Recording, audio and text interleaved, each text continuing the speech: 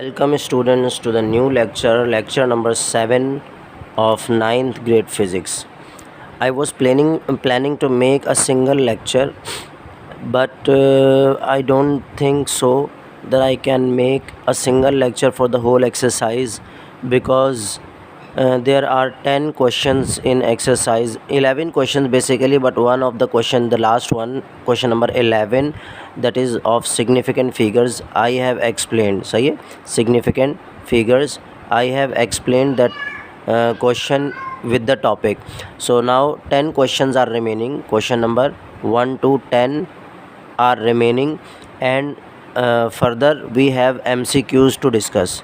So I don't find it possible to make a single lecture for the for these whole things. All of the 10 questions need explanation, and MCQs also have few. We have some MCQs that needed to be explained. So I think in this lecture I will explain MCQs, and in the next lecture I will make the questions. I will explain the questions from question number 1 to 10.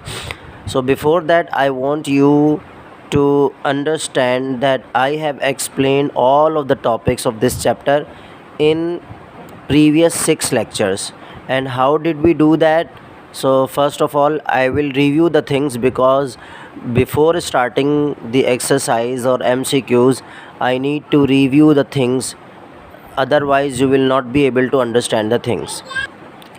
In lecture number 1, I explained you guys definition of physics, branches of physics, and importance, and we do not need to revise these topics. In lecture number 2, I explained you guys the concept of physical quantities, कि हमारे पास physical quantities क्या होती हैं. Quantities that can be measured are called physical quantities with the help of measuring instrument. किसी भी measuring instrument के ज़रिए हम जिस भी quantity को measure कर सकते हैं वो physical quantities होती हैं. फिर मैंने इसमें आपको 2 classes बताई थी, fundamental quantities जिनको हम basic quantities भी कहते हैं, base quantities भी कहते हैं, और derived quantities. फंडामेंटल क्वांटिटीज़ मैंने आपको बताया था कि एक सिस्टम इंटरनेशनल है, हमारे पास साइंटिस्ट की ऑर्गेनाइजेशन, जिन्होंने डिसाइड किया है कि 7 फंडामेंटल क्वांटिटीज़ होंगी: length, mass, time, amount of substance, current, electric current, और लुमिनस इंटेंसिटी, और थर्मोडायनेमिक टेम्परेचर. ये 7 फंडामेंटल क्वांटिटीज़ हैं. और बाकी इनसे बनने वाली जितनी भी क्वांटिटीज़ हैं, जैसे हमारे पास वॉल्यूम है, डेंसिटी है, हमारे पास जो है वो एरिया है, या फिर और जो भी क्वांटिटीज़ हैं, that all are derived quantities. Velocity, acceleration, momentum, force, torque वगैरह, वो सब ड्राइव क्वांटिटीज़ हैं. फिर उसके बाद हमने लेक्चर नंबर 3 में जो 3 बेसिक क्वांटिटीज़ हैं शुरू की, लेंथ, मास, टाइम, उनको डिस्कस किया था. लेंथ को डिस्कस किया था, लेंथ का यूनिट यानी कि मीटर, उसको डिस्कस किया था. और उसको मेजर करने वाले जो इंस्ट्रूमेंट हैं, कौन कौन से इंस्ट्रूमेंट हैं हमारे पास. लेंथ को मेजर कर सकते हैं हम मीटर रूल, और वर्नियर कैलिपर, और स्क्रू गेज. ये 3 हमारे पास इंस्ट्रूमेंट हमारे पास मौजूद थे इस बुक में. अच्छा, जो लोग ये लेक्चर्स देख चुके हैं डिटेल में, वो समझ चुके हैं, तो वो इसको स्किप कर सकते हैं. शुरू के 5 मिनट में मैं थोड़ा सा रिवाइज़ करवा रहा हूँ, अगले 5 मिनट में मैं इंशाल्लाह MCQs गाइड करूँगा. फिर उसके बाद हमने मास पढ़ा था.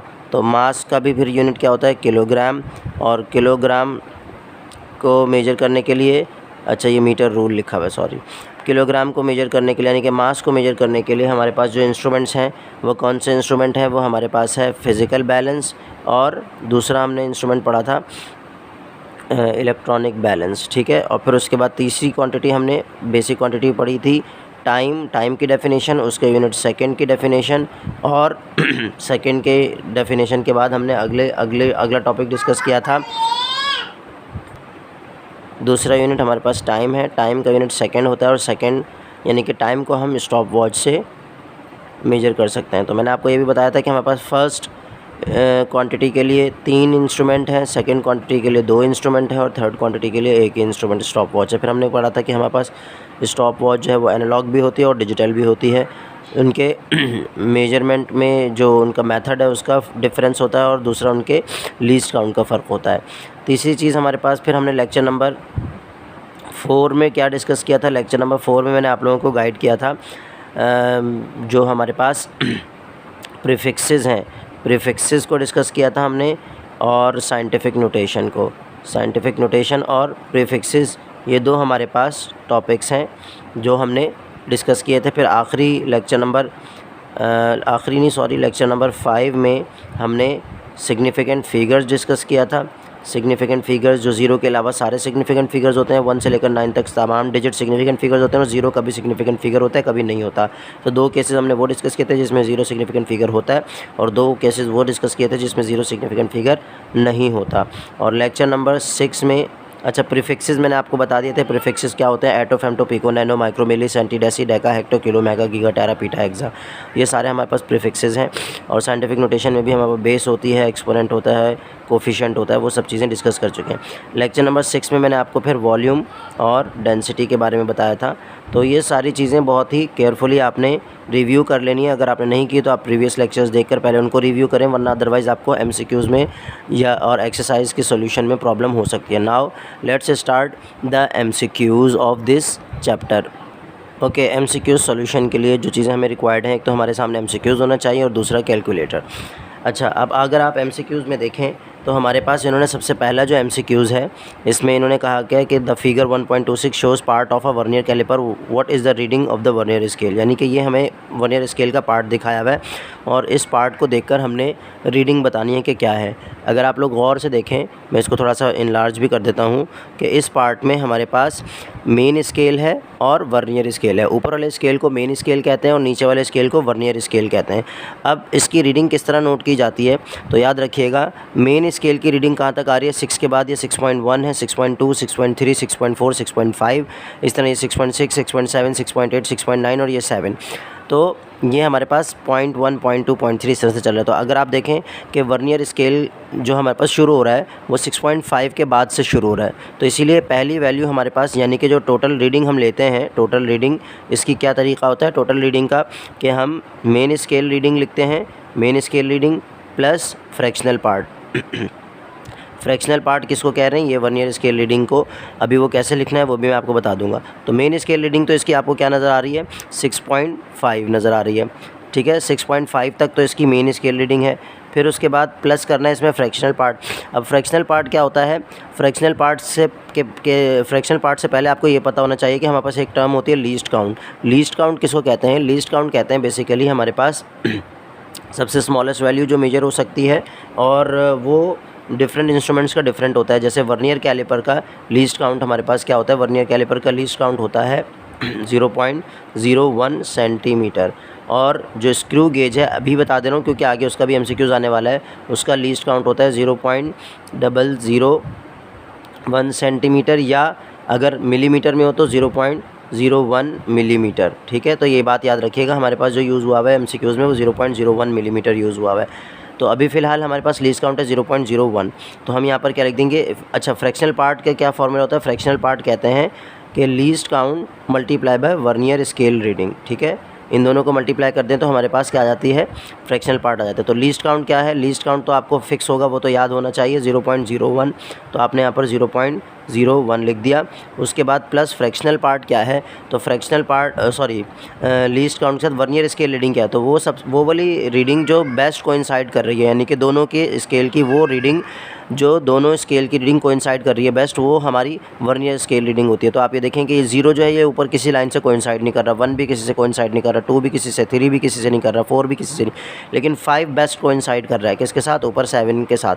तो वो ऊपर वाली रीडिंग तो हमारे मतलब की नहीं है, वो तो हम नोट कर चुके हैं मेन स्केल रीडिंग। नीचे वाले स्केल की रीडिंग नोट करनी है, तो नीचे वाले स्केल में कौन सा 5 जो है वो हमारे पास क्या कर रहा है, बेस्ट कोइंसाइड कर रहा है। तो ये टोटल हमारी रीडिंग आ जाएगी। तो कैसे निकालेंगे हम टोटल रीडिंग, कैलकुलेट कर लेते हैं इसको जल्दी से कि 6.5 फिर ब्रैकेट ओपन कर देंगे, प्लस फिर ब्रैकेट ओपन कर देंगे 0.01 प्लस 5। तो ये टोटल रीडिंग हमारे पास आ जाएगी, आप देख सकते हैं। यहाँ पे मैंने प्लस कर दिया ऊपर, यहाँ पर मल्टीप्लाई करना है इसको, मल्टीप्लाई बाय 5, ठीक है। और ये हमारे पास टोटल रीडिंग क्या आ गई है, 6.55 और ये हमारे पास रीडिंग आई है सेंटीमीटर में। तो अब देख लेते हैं कि इसमें से कौन सा 6.55 ऑप्शन है। तो 6.55 ऑप्शन है हमारे पास सेंटीमीटर में, बी ऑप्शन। ठीक है, तो एमसीक्यूज़ नंबर 1 का जो आंसर है वो है 6.55।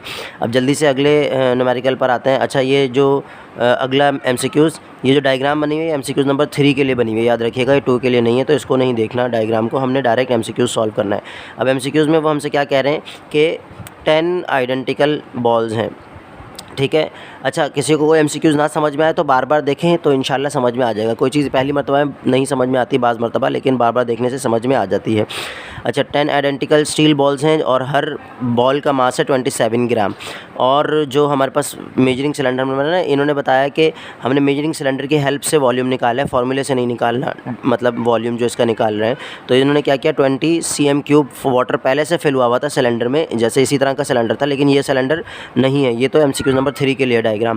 खैर, इसी तरह का एमसीक्यू था जो 20 cm³ तक फिल हुआ था, लेकिन जब उसमें 10 आइडेंटिकल स्टील बॉल्स डाली तो उसका वॉल्यूम राइज़ होकर 20 से कहाँ तक चला गया, 50 तक चला गया। तो मैंने कहा था कि वॉल्यूम कैसे निकलता है, चेंज इन डिफरेंस ऑफ से रीडिंग से। तो रीडिंग का डिफरेंस कितना है, 50 और 20 के बीच में बच्चे को पता है, कोई भी बच्चा भी आसानी से बता सकता है कि 30 है। ठीक है ना, तो वॉल्यूम तो आ गया 30, और डेंसिटी, मतलब ये इन्होंने क्या पूछी हुई है, डेंसिटी का सबको पता है कि फार्मूला क्या होता है। डेंसिटी का फार्मूला होता है मास अपॉन वॉल्यूम। तो मास क्या है, मास हमारे पास क्या है, मास है हमारे पास 27। अच्छा, लेकिन एक बॉल का 27 था, लेकिन उन्होंने कितनी बॉल्स इंसर्ट की थी, 10 आइडेंटिकल बॉल्स इन्होंने इंसर्ट की थी। तो 27 मल्टीप्लाई बाय 10 कर देंगे अगर हम, 27 मल्टीप्लाई बाय 10, तो ये 10 बॉल्स का मास आ जाएगा, तो 270 होगा। आसान सी कैलकुलेशन है, 27 10 से 270। और नीचे जो हमारे पास वॉल्यूम का डिफरेंस आया वो कितना आया, 30 आया, यानी कि 20 cm³ था और राइज़ होकर 50 तक पहुंच गया। तो 50 - 20 करेंगे, या मैं इसको इस तरह से लिख देता हूँ, 50 - 20, तो हमारे पास टोटल आंसर क्या आ रहा है, 270 डिवाइडेड बाय 30। तो अब इसको हम कैलकुलेटर में जब सॉल्व करेंगे तो क्या आंसर आएगा, 270 डिवाइडेड बाय 30। तो क्या आंसर आया हमारे पास, 9। तो अब देखते हैं ऑप्शन में 9 कहाँ है, ये रहा, 9 ग्राम पर cm³, क्योंकि ग्राम में थी, मासेस ग्राम में था और जो वॉल्यूम था वो cm³ में था, तो आंसर भी यही है हमारे पास। ठीक है, तो ऑप्शन नंबर सी है इसका करेक्ट आंसर। अब आते हैं एमसीक्यू नंबर 3 पर। An object of mass 100 kg।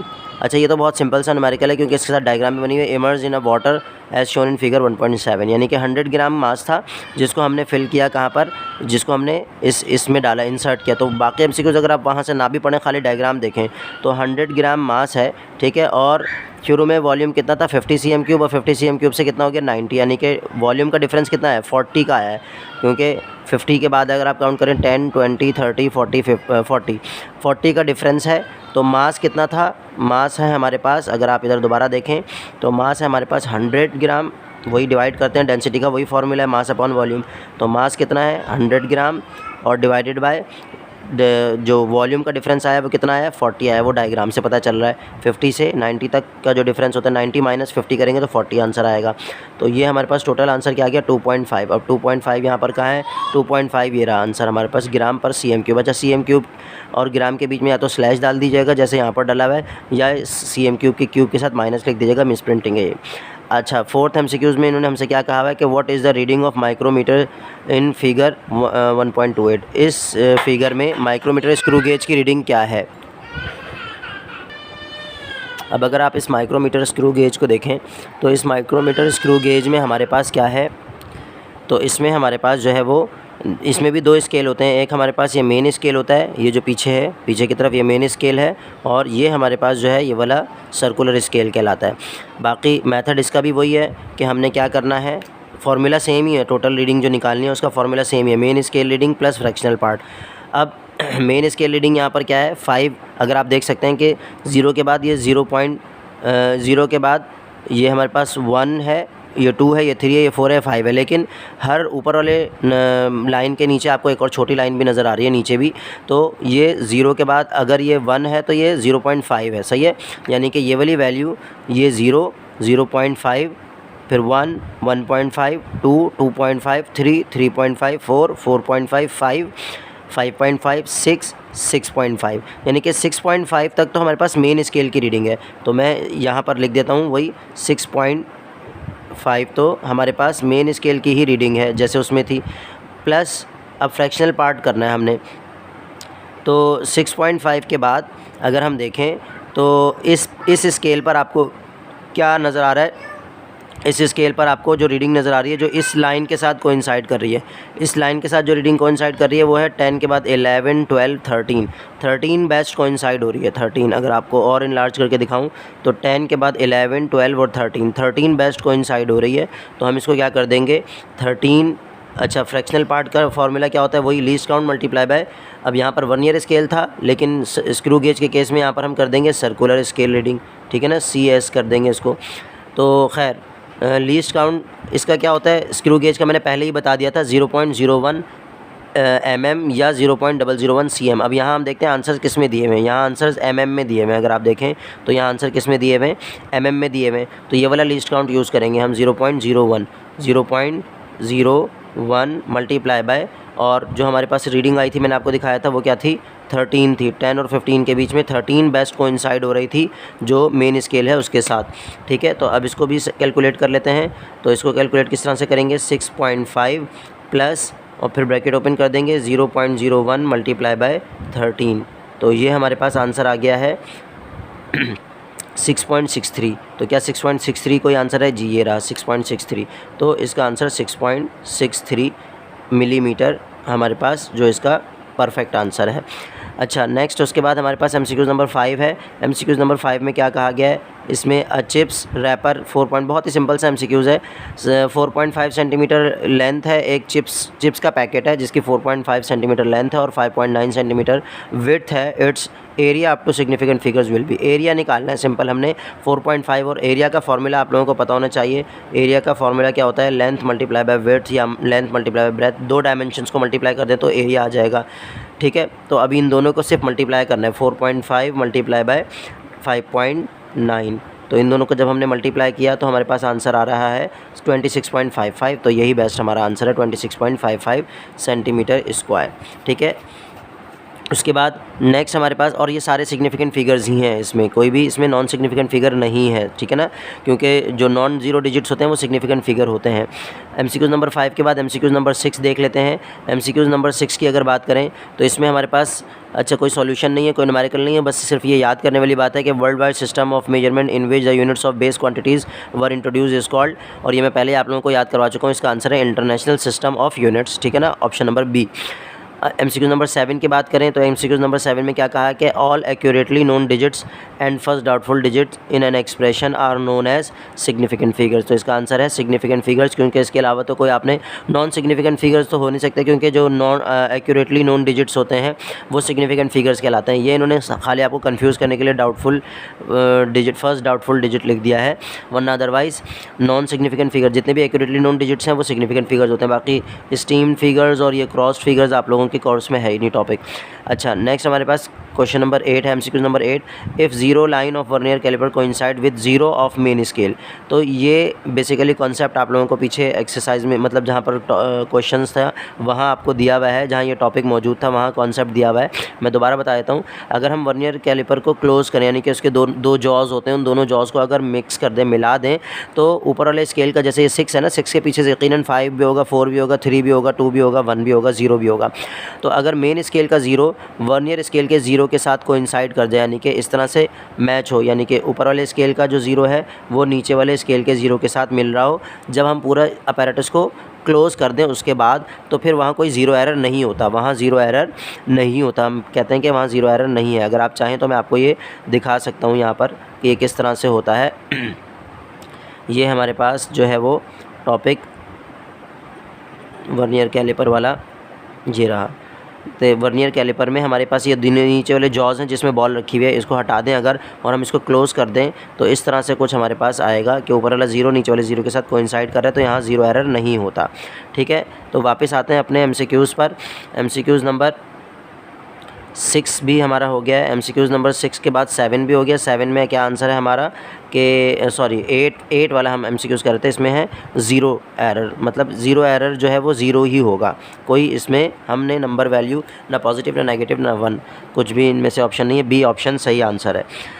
Zero error of an instrument is systematic error. Basically जो इंस्ट्रूमेंट का एरर होता है उसको हम सिस्टमेटिक एरर भी कहते हैं। Instrumental error, systematic error, zero error, ये तीनों एक ही चीज़ के मुख्तलिफ नाम है, ठीक है। रैंडम एरर इंस्ट्रूमेंट की वजह से नहीं होता, ये कंडीशंस की वजह से, टेम्परेचर, प्रेशर वगैरह की वजह से जो एरर आता है उसको रैंडम एरर कहते हैं। और इंसान की अपनी पर्सनल ऑब्जर्वेशन में अगर कोई गलती है, उसने सही से रीडिंग देखी नहीं, तो वो ह्यूमन एरर है, ठीक है। यहाँ जो हमारा आंसर है वो है सिस्टमेटिक एरर। क्लासिफाइड एरर कुछ नहीं होता। लेंथ, मास, इलेक्ट्रिक करंट, टाइम, इंटेंसिटी, अगर हम इन सब क्वांटिटीज़ को गौर से देखें तो ये पूछ रहे हैं कि कौन सी क्वांटिटीज़ हैं। तो सबको पता है कि ये 7 फंडामेंटल क्वांटिटीज़ हैं, जो मैंने अभी रिवाइज भी करवाई आप लोगों को कि ये फंडामेंटल क्वांटिटीज़। और फंडामेंटल क्वांटिटीज़ का दूसरा नाम क्या होता है? बेस क्वांटिटीज़, ठीक है। तो हमारा MCQ नंबर 10 का आंसर है बेस क्वांटिटीज़। तो this was the MCQs। Now the rest of the exercise और फ्रॉम क्वेश्चन नंबर 1 to 10 इंशाल्लाह I will cover in the next lecture. और अगर आप चाहें तो मैं क्वेश्चन नंबर 1 अभी सॉल्व करवा देता हूँ, क्योंकि ये आसान सा ही है, बस जल्दी से। फिर क्वेश्चन नंबर 2 से हम नेक्स्ट एक्सरसाइज शुरू कर लेंगे, ठीक है।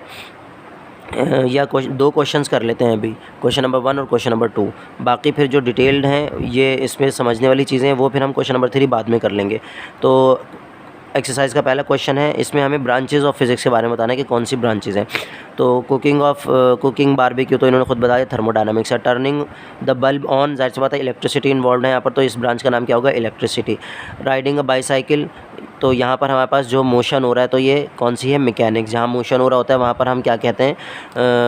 जो है वो हमारी मस्कुलर एनर्जी यूज़ हो रही होती है, मैकेनिकल वर्क हो रहा है, तो ये इसको हम कहते हैं मैकेनिक्स। ये कौन सी ब्रांच है? Riding a bicycle, mechanics, physics की ब्रांच है। लुकिंग फॉर जायंट गैलेक्सीज़, ये एस्ट्रोफिज़िक्स है। एस्ट्रोफिज़िक्स में हम जो आसमान की चीज़ें उनको देखते हैं, जिसको इन्होंने सेलेस्टियल ऑब्जेक्ट्स कहा हुआ था। प्रोड्यूसिंग अ लाउड साउंड, तो ये फिज़िक्स की ब्रांच साउंड का टॉपिक है। इसी तरह डिस्क्राइबिंग एन एटम, तो ये एटॉमिक फ़िज़िक्स हो गया। और ऑब्टेनिंग एनर्जी फ्रॉम अर्थ, तो यहाँ पर आप इसमें क्या लिख देंगे? इसमें लिख देंगे आप जियो फिज़िक्स, क्योंकि अर्थ के बारे में कोई भी चीज़ हम डिस्कस करते हैं तो वो जियो फिज़िक्स है। ये ब्रांचेज ऑफ फिज़िक्स में हम पढ़ चुके हैं। और क्वेश्चन नंबर 2 भी सिंपल सा है। अच्छा, क्वेश्चन नंबर 2 में यहाँ एक मिस्टेक हो गई है कि उन्होंने फिजिकल क्वांटिटीज़ की जगह गलती से एम्पियर लिख दिया फर्स्ट पार्ट में। तो यहाँ एम्पियर नहीं आएगा, यहाँ आएगा इलेक्ट्रिक करंट। एम्पियर को आप काट कर उसकी जगह आप क्या लिख देंगे? करंट लिख देंगे, ठीक है। तो करंट आ जाएगा। फिर उसके बाद जो हमारे पास है SI यूनिट क्या होता है इसका, और टाइप लिखनी है कि ये फंडामेंटल है या बेसिक है। तो SI यूनिट टाइम का, तो करंट का जाहिर सी बात है एम्पियर इधर आएगा, एम्पियर इधर आएगा। और इधर क्या आ जाएगा टाइप में कि ये हमारे पास बेसिक क्वांटिटी है, ठीक है ना। नेक्स्ट हमारे पास क्या है? Cubic metre. तो सबको पता है कि क्यूबिक मीटर किसका होता है? वॉल्यूम का यूनिट होता है। तो वॉल्यूम का यूनिट है। और टाइप कौन सी है? ये ड्राइव क्वांटिटीज़। अच्छा, ये कुछ यूनिट्स और क्वांटिटीज़ आपको याद करनी पड़ेंगी, वरना अदरवाइज़ काम नहीं चलेगा। इसी तरह ये थर्ड वाले में सेकंड तो सबको पता है कि टाइम का यूनिट है और बेस क्वांटिटी है, तो वैसे ही पता है। टेम्परेचर भी बेस क्वांटिटी है, और टेम्परेचर का जो स्टैंडर्ड यूनिट होता है SI यूनिट सिस्टम इंटरनेशनल के हिसाब से वो है केल्विन, ठीक है। तो ये तो हो गया। फिर उसके बाद अब नेक्स्ट चलते हैं हम डेंसिटी की तरफ। डेंसिटी जो है वो ड्राइव्ड है, सबको पता है डेंसिटी हमारे पास क्या है? ड्राइव्ड है, ठीक है। अच्छा, ये मिक्स ना हो जाए इसलिए इनको मिटा देते हैं। डेंसिटी हमारे पास ड्राइव यूनिट है, और एक्सेलरेशन भी ड्राइव्ड है, और एक्सेलरेशन का यूनिट होता है मीटर पर सेकंड स्क्वायर। ये जो टेबल मैंने आपको पढ़ाया था वहाँ पर आप ये देख सकते हैं, एक्सेलरेशन का यूनिट जो है वो क्या है? मीटर पर सेकंड स्क्वायर, और ये एक ड्राइव क्वांटिटी है, ठीक है। तो यहाँ तक आज के लेक्चर में हो गया इंशाल्लाह। अब नेक्स्ट लेक्चर में हमारे पास सिर्फ 8 क्वेश्चंस हैं जो हमें सिंप्लीफाई करना है, क्योंकि क्वेश्चन नंबर 11 हम सिग्निफिकेंट फिगर्स वाले टॉपिक में कर चुके हैं। तो आज तक के लिए इतना ही, मिलते हैं नेक्स्ट लेक्चर में। थैंक यू सो मच, अल्लाह हाफिज़।